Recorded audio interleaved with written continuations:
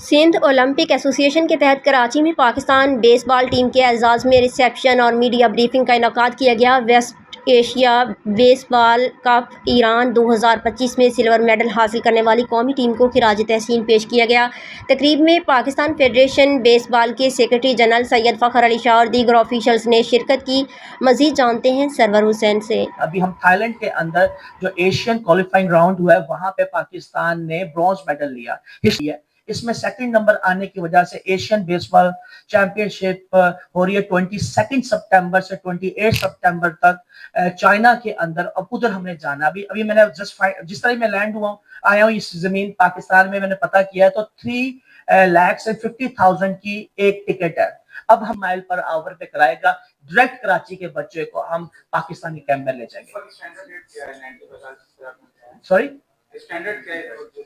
Standard Pakistan के पास, हमारे पास हुसैन हूँ, मेरा नाम है। सिंध ओलंपिक एसोसिएशन ने बेसबॉल को रिसेप्शन दिया।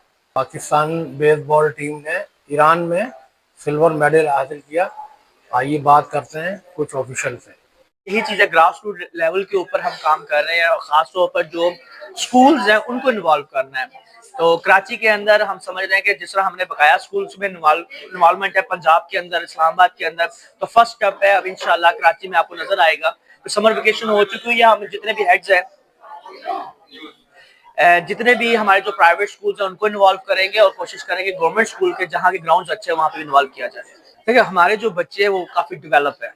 उसकी वजह यह है कि पिछले 20 सालों से ईयरली बेसिस पे बेसबॉल भी चल रही है और इनकी ट्रेनिंग भी चल रही है, जिसका सबूत ये है कि हम अभी गए हैं तो हम सिल्वर मेडल हुए हैं, लड़कियों में गए हैं ब्रॉन्ज मेडल हुए हैं। तो हमें सिर्फ क्या है एक्स्ट्रा स्पोर्ट, ये इंशाल्लाह 2 महीने का कैंप लगाएंगे ताकि मेंस और वुमेन्स जो सितंबर और जो हमारी नवंबर में इवेंट हो रहा है उसमें परफॉर्म अच्छा करें।